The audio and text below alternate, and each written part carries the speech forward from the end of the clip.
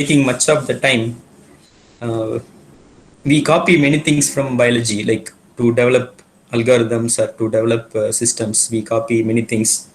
So some of the examples here are the aeroplanes are the mimicking the birds, and the robotic systems are mimicking the human hand to manipulate and do the assembly and disassembly tasks. And barcode is a mimicking of our thumb impressions. In this context, like the neural network is mimicking the brain layers. So the brain has different layers like primary cortex, auditory belt, parabelt, and cortex and motor cortex. You have some 6 layers.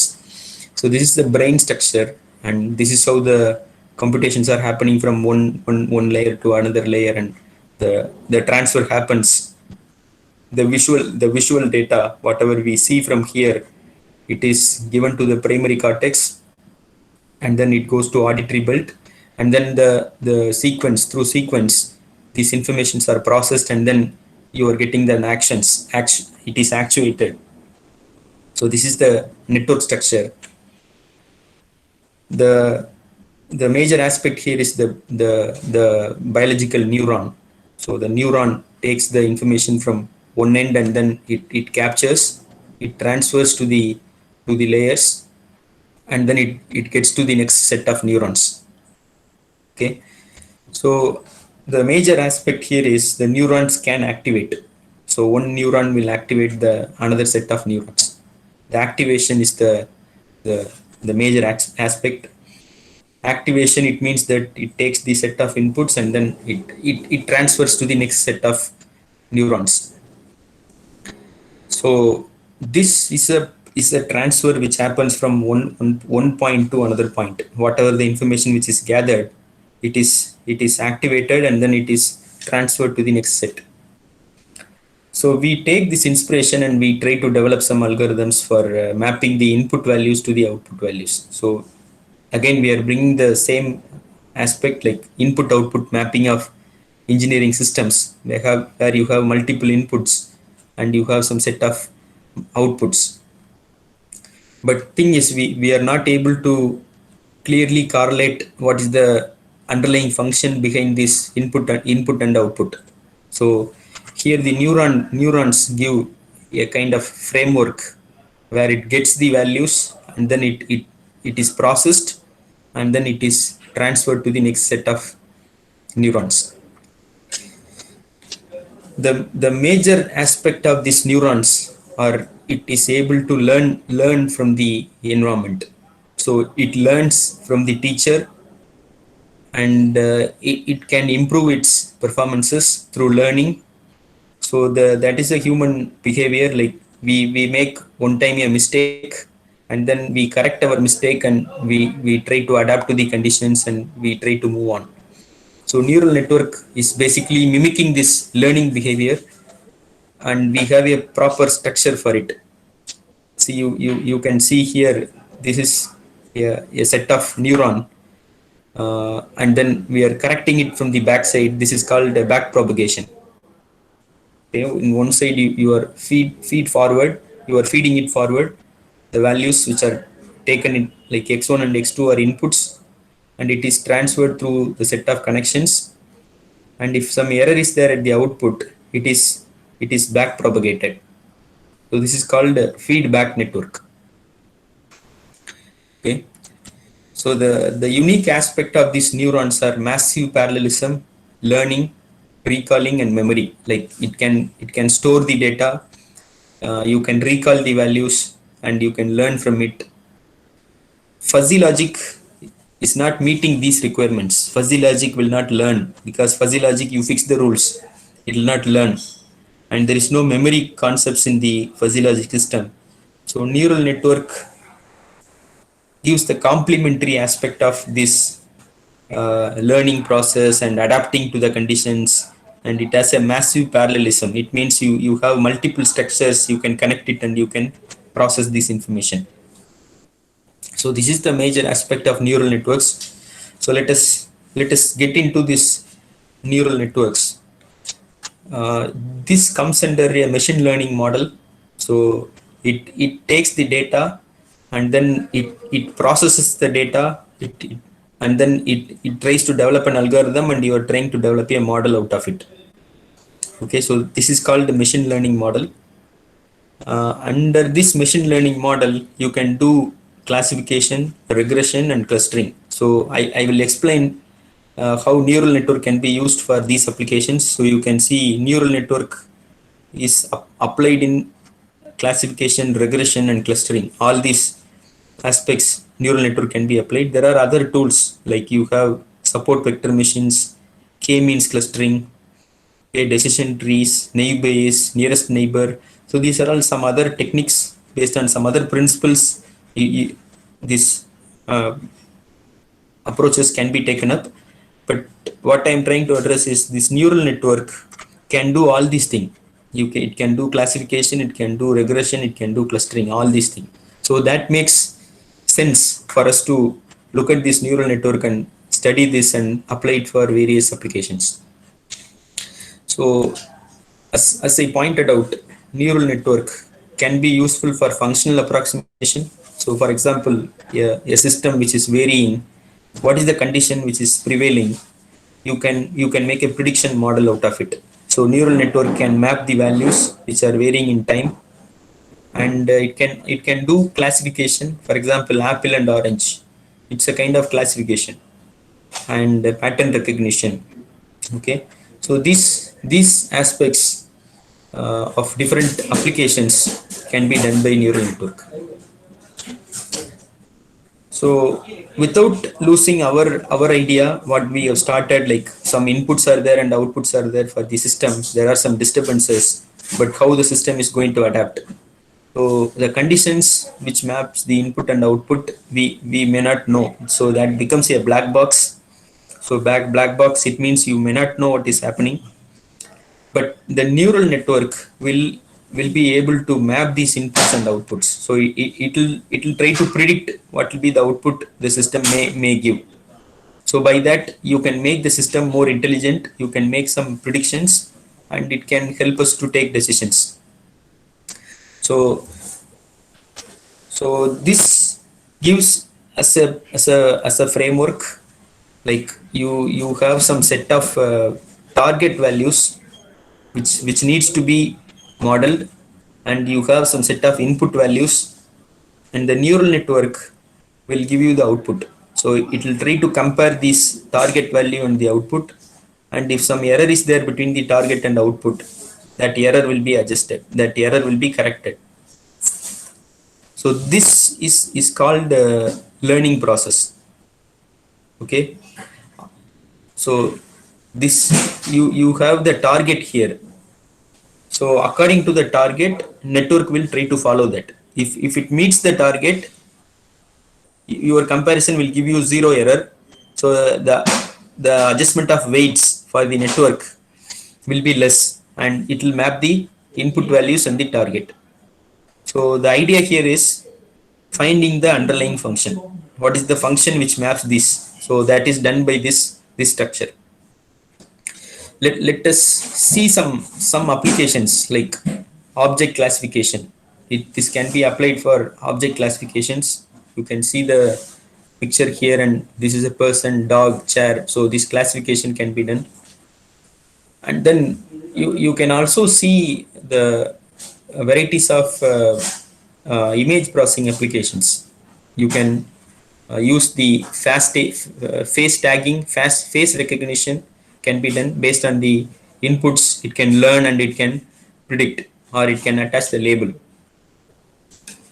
Okay, and again it can do some healthcare applications are there for detecting the um, tumors and cancers in the cells. It can do segmentation, and it can give classifications for the objects and the bones and the fleshes. So there are some healthcare applications. And handwritten recognition, like it can do what the person's signature, and fraud detection can be done. I mean, many of the banking sectors how the people are looking at the fraud detection is through this neural network training. They'll be able to map whether it is a fraud or the general things. Okay, and again you can see this the biometric data which are varying. So according to the variation, we can also map which is for the corresponding person.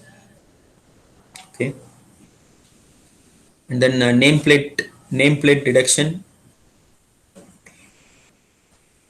and then the land classifications for the satellite image processing, time series predictions.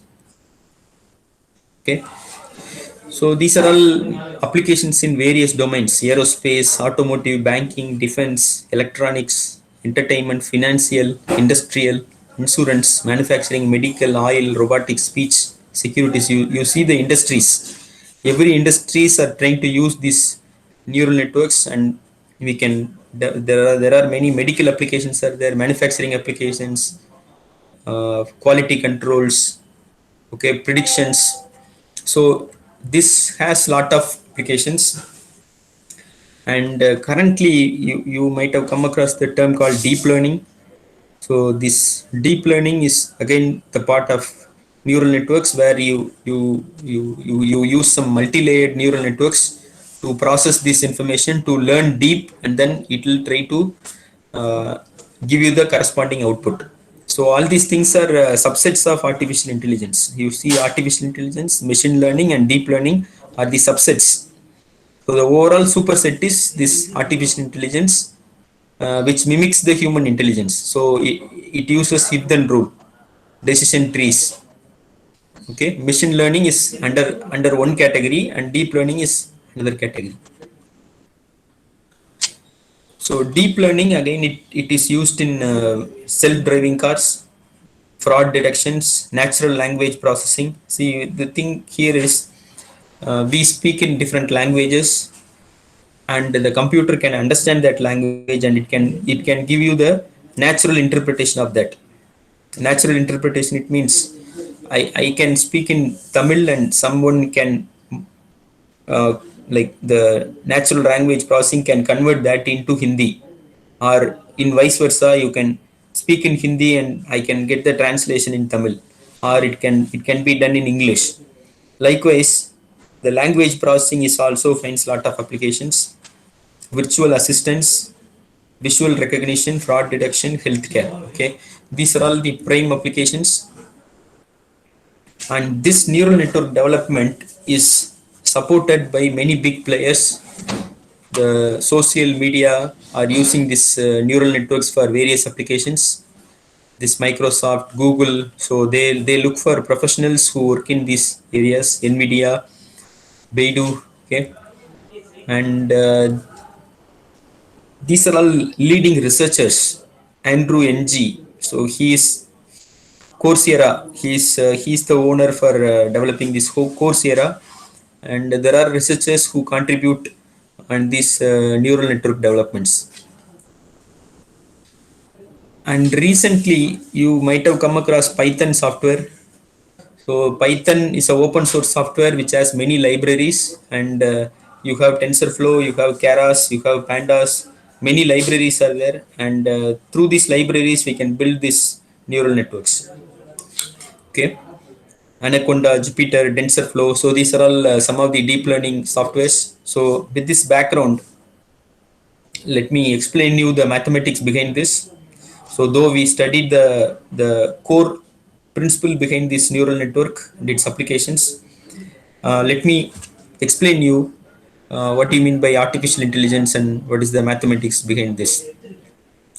So currently you have different architectures available. So this is an inspiration of brain layers. So we talked about different set of layers for the brain. So every layer has its own function. So you can see this yellow color markings are the called input layers, and green layers are called hidden layers, and red color ones are called output layers. So between the input and output there is a hidden layer. So it means it is hidden in between. Hidden layers will do the local processing, and then you will be getting the output. So perceptron doesn't have any hidden layer. Perceptron will take the input and it will directly give you the output. The processing will be done by the weights, so it will directly give you the output. Hidden layer, it means it will store the value here, and then this neuron will take the value and then it will transfer here. So you have local processing happens in the hidden layers. Okay. And then deep feed forward, recurrent, it means you get the value and then again you feed it back. So this is called recurrent neural network.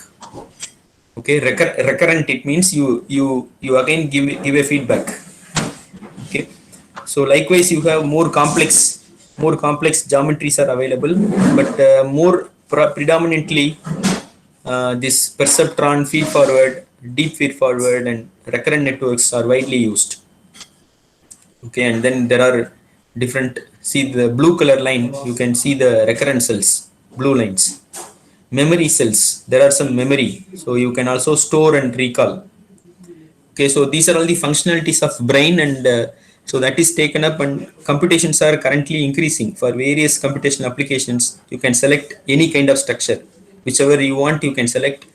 So the software has these functionalities. You can select the function, you give the input to this, you will be getting the output. So if the output meets your target, then you stop the training this model. Otherwise you retrain this model until you meet the requirements. Okay. So that's how these neural networks are developed. And for mathematics, it actually has lot of mathematical insights. You have discrete mathematics, matrix formulations, dot product, vector space, statistics and probability, differential calculus, optimization. So all these things are hidden inside this neural network. We will be using these principles inside the neural network. Let me explain you here. So the mathematical model of neuron. So you can see this neuron. Please recall how these neurons are transferring the input to the output. So you have some set of inputs and you have some output. So each input has some weights. Okay, each input is having the weights, and there is a summing junction. So it actually the weighted values are summed up, and then it is transferred to an activation function. So I told you we have an activation in the neuron. So you have an activation function to get the output. So what it does here is it is a transformation of input to the output. These inputs are scaled by some weights, and all these weight inputs are summed up, or summing junction or added up, and the added value is given to this function, and this function gets you the output. So this is the equation which is the basic equation of a neuron. So you have output A, which is the function of P1, P2, P3, and there is a bias.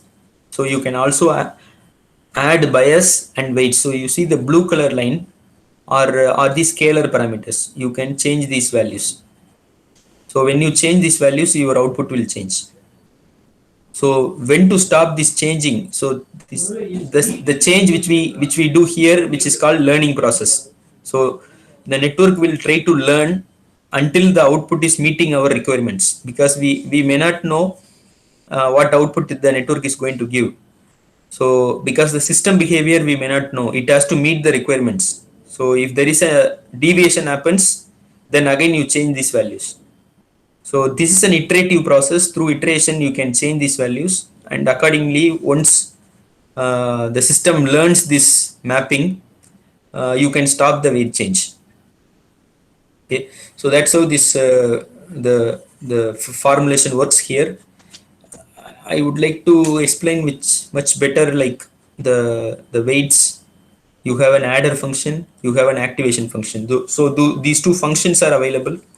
So you can see here these two are functions. One is adder function and another one is activation function. So the neuron is nothing but adding and activating. Adding is nothing but adding of scaled values and activating the output. So this is the core part of neuron. which is nothing but accumulating all the values and then activating it. So we use the same mimicking of the biological thing which is happens here, which adds all the values and then it activates the output. So that is made in a mathematical formulation here. So this is a summing point. This is your weights. This is your input. This is the adder function. Then the adder value u is added with a bias and it gets you the output. So what is the reason for bias is sometimes the bias can make the value which is required for us. So this bias can be 0 or bias can be some number where you can manipulate this value to meet the output. So the purpose of this bias and weights are just to help us. Even without bias also one can work. So it means it gets you the value and it gives you the activation. That's called squashing function. So this is how this neuron works. So what we will do here is the perceptron. Perceptron is nothing but the simple neuron which learns the output. So from one side you have the input and the other side you have the output. And this is a supervised learning process. So you are giving the target for your neuron to learn. So whatever the target you give, it will compare. So if target is not equal to a, then that will be the error t minus a, and the t minus a will be associated with the input value. Okay, and you will be able to adjust the values. So that is your delta w. Del w is nothing but change in weight. So weight, it means that I would say that this is a weighing balance. You can see the, so the I would like to emulate this neural network as a weighing balance. So it means you are giving some values here, it is not meeting, so you add some weights here. So until it balances, you add weights. Until then you modify the weights here. So until it balances, your error will be corrected like this. Okay, so that's a balance. Sometime you will be adding more weight, it'll tilt on the other side. Until it matches, your weight has to be corrected. Okay, so neural network is a balancing system where your input should meet your target. Okay, so that balancing is done by weights. So the weights which we give will be associated with the inputs which will be changing it. We can change the weights. Okay, so I would like to show a simple example here. So you go to restaurant, so you take some meals. So the price of the meal, the cashier is giving you 50 rupees. Okay, the the portion you have taken is fish, chips and juice. So you have taken juice, you have taken fish and you have taken fish, and the meal which is asked here is 50. So how much weightage I need to give for these inputs? So you have to multiply. So how much will be the pricing of these fish, chips and juice? You may not know, but the total thing you know. So what is the partial conditions of this? You can proportionately assign. For fish you can have 15, chips it is 2 and juice it is 10. So when you multiply these two, it is 30, it is 10 and 1 10. So when you add all these things, it meets the value 50. So that's how this adder function works. So the linear neuron, whatever it does is, whatever it gets you the output. So by this way, what we are doing is we are able to map the values of 2, 5, 1 with the 50. So this is a simple example of what is the meaning of weights. So we have talked about weights. So weight is nothing but the scaled parameters of the input values. So whichever is predominant, that weights alone will be higher. See, for example, fish will have a higher weightage. So it is holding a value of 15. This is 2, this is 10. So this is the assigned value for the neural network. So you have the weights. These weights, if you know, then you will be able to map the values. So to find the weights, you can do some iterative operations. You can change the weights, and then you will be able to learn this. Okay. See, sometime we will be assigning some wrong weights also. For example, 20, 25, 45, and this is 60. If we have wrongly assigned the weight values here, then then this gives 60, but this is 50. So 10 is an error. So this 10 has to be modified. Okay, the error has to be reduced. So that error reduction can be done by change in weights. So how much change you need to do? So through this equation, you can find how much change in weight we need to calculate. That change in weight, we will be putting it across these weights. Then you will be able to meet the final output. So that's a learning process. Okay. So this is the weight values, and if there's some error is there, again you back propagate to change the weights, and again you feed forward. So this acts as like a balancing scale, where your input and output are mapped properly. Okay, again I can emulate this as a gear system also. When you change a small value here, your output also will change here. So likewise, a small change which happens in the weights will change the output here. That's what it is done in the neural networks. Okay. So these are all some general basics of neural network, how the excitation can happen from one neuron to another neuron with the set of connecting connection weights. So bias, weight, and transfer function, which is the important part of neural networks. Okay. So you have some activation functions. So we talk about activation function, which is nothing but the added value will be transferred to the activation function, and then it will be transferring it to the output. So depending upon application, we can select the transfer function. So here you have hard limit function. So the term hard limit, it means it it it gives you the limit for the value, and it gives you the hard threshold, like a hard value for it, like either 0 or 1. So this is called a hard limit function. Linear limit, it means linearly it will be giving you the output. It will be scaling the value, and it will be giving you the output. Log sigmoid is mainly for used for non-linear mapping. Like you if you want to predict some outcomes, we'll be using this log sigmoid functions.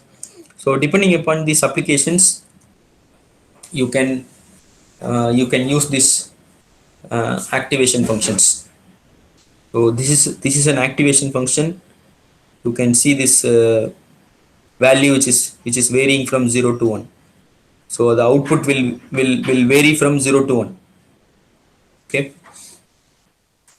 So these are all some set of activation functions used in the neural networks. Okay. So hard limit, linear, log sigmoid. So these are all the computations which happens here. So the general structure here is inputs, output, target, weight, bias, and activation function. So a perceptron layer or neural network will take these things. Okay. So to classify either this is apple or orange, you need to have a hard limit function. So apple means it's one limit, and orange means it will be another limit. So a hard limit function can be useful for classifying this. So you need to select a activation function for it. So the structure will be an input layer and output layer, and in between you have the hidden layer. So hidden layer will do the local processing, and this one will be mapping the input values to the output values. So this is a mapping which we need. So this neuron will be connected to every set of hidden layers. So how many neurons you need in the hidden layer? How many neurons you need in the input layer? And what is the number of neurons in the output layer? It depends on the problem. So let us recall the problem: speed, feed, depth of cut, and surface finish and material removal rate. So you need to add another neuron here. Two output, it means two neurons. Three inputs, it means three neurons. Four input, it means four neurons. So likewise, you can configure this layer. This layer has to be configured. Hidden layer is an arbitrary layer. So you can have any number of neurons here. It will not depend on the input and output. You can have 5, 6, 10. You can have multiple hidden layers also. Hidden layer 1, hidden layer 2, hidden layer 3, and then output layer. So likewise, you can stack the network, and that will do the computations.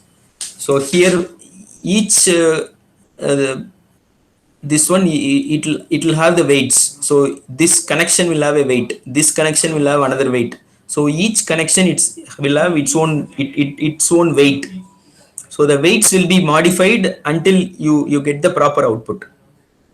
Okay, so that's how this network will work.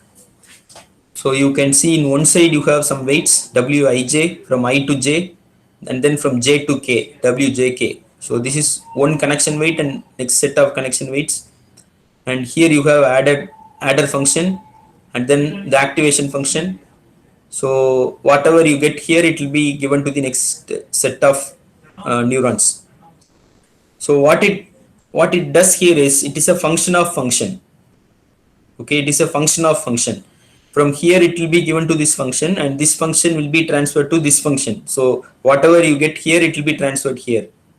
So all these things is called transformation of the input values to the output values through these functions. So the function, it can be log sigmoid function, hard limit function, or maybe the linear function. So you select the function and then you can do the work. So one simple example here. So you can see the two layer network. So this is your input layer and hidden layer and output layer, and each connection will have its own weight. So for this you have three weights: 0.8, 0.2, 0.7. For this you have 0.1, 0.9, 0.6.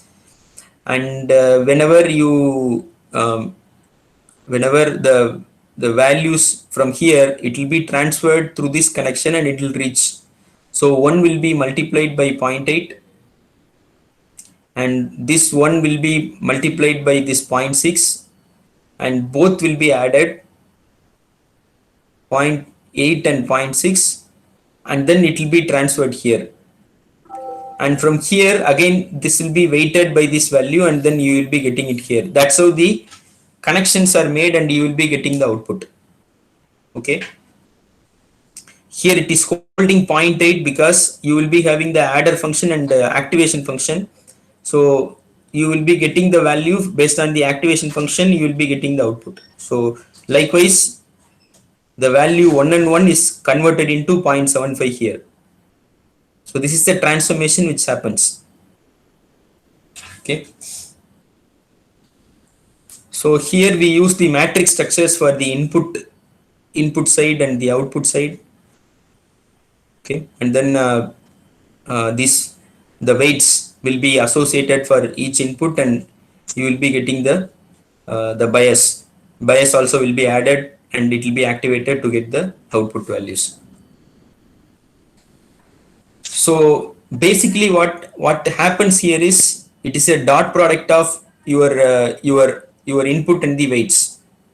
Okay, you are aligning these two vectors, and then you are getting the output. So that's what it is happening in the computational form. So how the weights are updated based on the error. So we have some rules, like we have some formula for it. So this is called delta rule. So this delta rule, what it does is, if there is an error at the output side, you can have the sum of squared error. This is a sum squared error, and this error has to be minimized. So you can do the partial derivative with respect to the weight function, because when you change the weight, the error will change. So as it depends on the weight, we can do the partial derivative of this function that gives the change in weight. So how much change we need to do for minimizing the errors. So this is a change in weight. This error function, the partial derivative will be applied for back propagation to minimize the errors. Okay, so this is called gradient. We will be doing the gradient descent. We'll be using the gradient descent function uh, for uh, uh, for iterating on this minimizing the error. So gradient, it means it's a tangent on the error surface, and descent, it means the error has to come down, because when you start training the network, it may have higher error at the output, and that error has to be minimized. So we have to apply gradient descent method to find the new weights. So earlier it was W1 and W2, and the new weight is nothing but W1 plus del W1 and del W2. So this change in weight is calculated by the gradient of this error function. So this is an iterative process. You will be slowly reducing the error until it reaches the minimum value. So and so this becomes an optimization procedure where your network will be optimized to fine tune the weight values until it gets the uh, proper output, which meets the target values. So this is an iterative curve, how the you can see earlier it was there, and then it comes down and it stops here. So that's what the gradient descent function will work. Okay, your bias and weight will be changed until the error becomes minimum. So this error surface we will be calculating for your network until it becomes minimum. You have to iterate on this. So that is called learning process. Okay. So these are all some mathematics behind this. We use this log loss function and sum squared error function for minimizing the error, and then changing the weights. So this is called gradient descent. Okay, so I think I have covered the basics behind this neural network. There is another kind of network is there, which is called convolutional neural network. Okay, before getting into this convolutional neural network, I would like to show you the demonstration of this neural network, how we can put it and develop the neural network in MATLAB. So let me show you a simple example here. So you can type NN tool.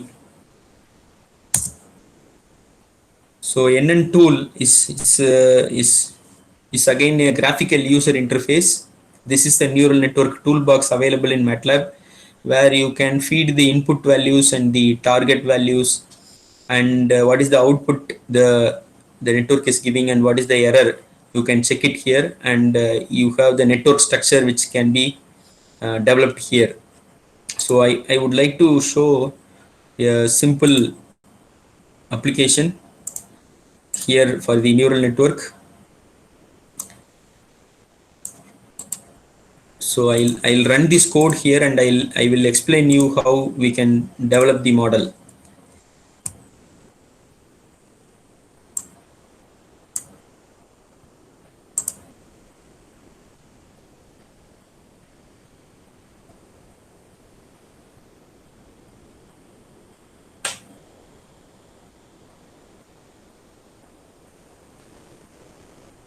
So we have another 10 minutes time. So I will be explaining you this MATLAB model, how this neural network can be trained for predicting some values. So this is an arbitrary example. I'll explain this, how what I'm going to do with this.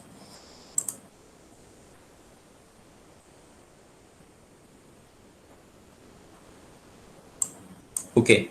So let me explain this problem, what I'm going to do here. So I think we are all from mechanical engineering. We use this robotics for automation applications. Okay, so there are two aspects are there. One is forward kinematics and inverse kinematics. So forward, it means uh, this is a this is a two link manipulator. You have two links here, and each has its own angle. Okay, angle, it means it has to rotate theta 1 and theta 2, and this is the link length. Okay, with respect to the coordinate system, it has an angle theta 1 and theta 2, and then L1 and L2. So theta 1 and theta 2 decides the position of your uh, end effector.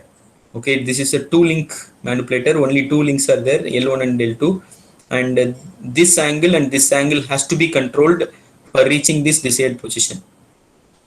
So the idea here is, when you give this position, when you give this angular position, it gets you the desired position. Or otherwise, to reach the desired position, what angle you need to give. Okay, there are two ways to do. One is forward and other one is inverse. So this is the forward kinematics model, where you can have theta 1 and theta 2 and L1 and L2 are the inputs. And if you give theta 1 and theta 2, these equations will give you position values. Okay, this is called forward kinematics. And this equation is called inverse kinematics, where you give the position value. Okay, it gets you the angle values. So it becomes difficult to get the value of position to the angle, but angle to position is easy. So you see the equation. When you give angle as an input, this output can be easily derived. But for the reaching the position, what angle I need to give, that will be tough for the controller to decide. So this is again an input output mapping of the system. So to do that, what we have done is, this is length of the arm, link length 1, link length 2, theta 1 and theta 2, and this is the forward kinematics equation, px and py. So through this, we have developed a data set. So for the given position, what kind of angle the manipulator can reach. So uh, we have developed a data set here. So when I give the value theta 1 and theta 2, you will be able to get what you will be x and y. So from this, what we are trying to do is, can we map the values between these two, because this is your input and this is your output. So this is again an input output mapping. Without equation, can I map these values through neural network? Okay, so that you can deploy it in the controller. Whenever the angles are changing, you will be able to predict the xy values.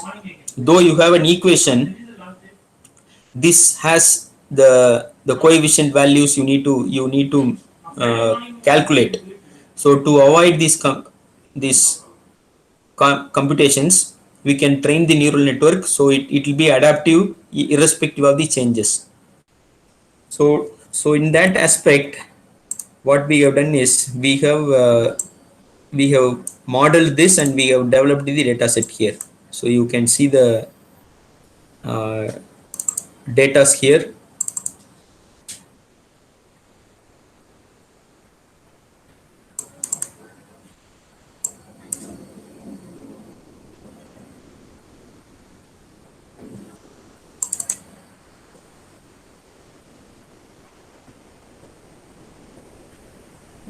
Okay, so this is the data sets. So what I'm going to demonstrate here is how we can map the values if these two are inputs and these two are outputs. So you have around 512 data. So I'm going to take these two as my input.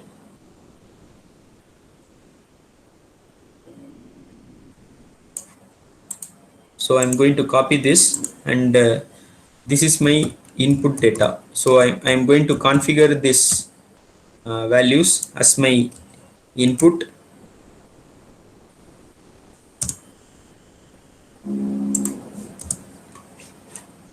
Okay, and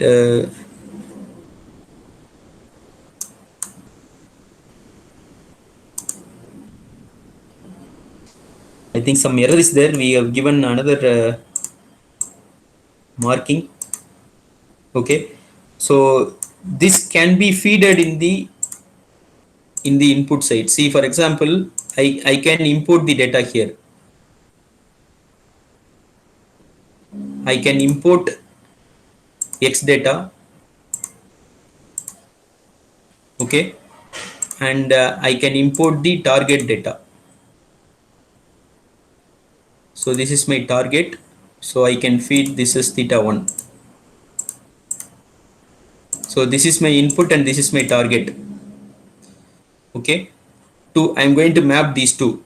So you can go for developing a neural network model. So network model, and you have various network architectures available. You can see here perceptron, all these functions are available. So from this you can select feed forward, feedback networks. So I am going to take feed forward back propagation, and this is my input, target, gradient descent method, learn gradient descent method. Okay, so you can view the network also, and this is my sigmoid functions.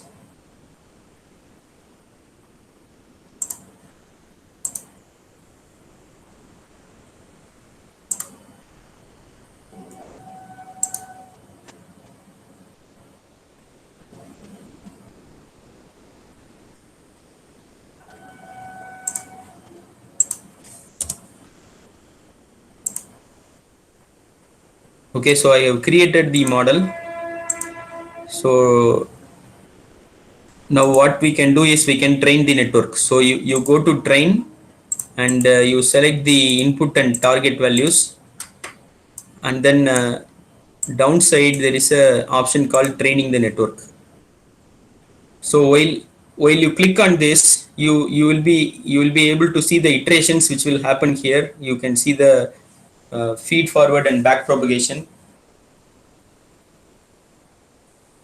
So after some iterations, this function will stop. So we talked about gradient descent. So after that it will stop, and then you can see the performance of the network.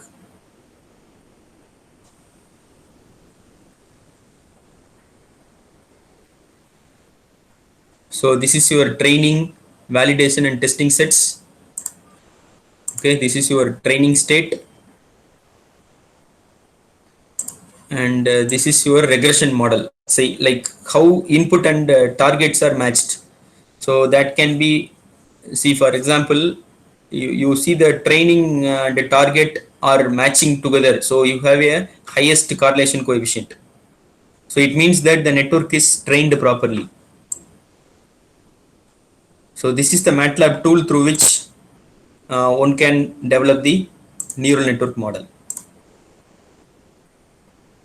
So I think we are coming to end of this sessions. So to close these remarks, I would like to highlight that we talked about nonlinear systems, unknown dynamics, and multiple inputs and outputs.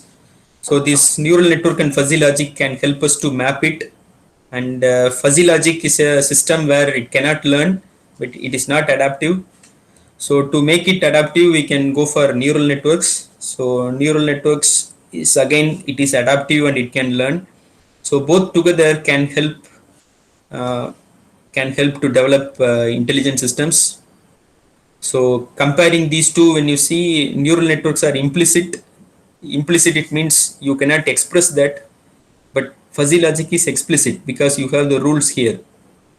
And neural networks can be trained by the data, but fuzzy logic cannot be trained because it has been already fixed. It has a fixed knowledge, it cannot train. So these are all the drawbacks. So, but when we combine these two, it becomes a better system. So let me conclude with this quote. Like the major aspect is we are moving away from the general mathematics, general equations to reach out to the systems. We use rule based systems or these kind of computations, optimization based techniques for developing intelligent systems. So if you have any questions, you can ask me. With this, I'm stopping here. Thank you, one and all. So dear participants, if you have any query or any question, you can ask.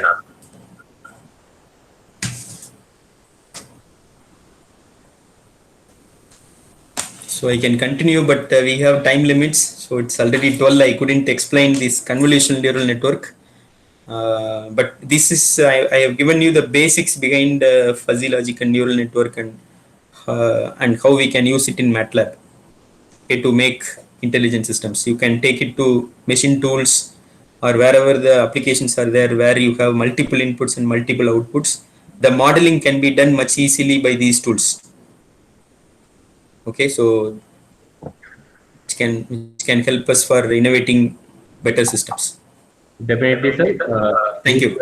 sessions will definitely help the participants to explore the research in the network area. Yes, yes. Definitely, this session was very interesting. We have discussed about the neural network. We have discussed about the mathematical modeling and how it works, and we also have seen that its demonstration.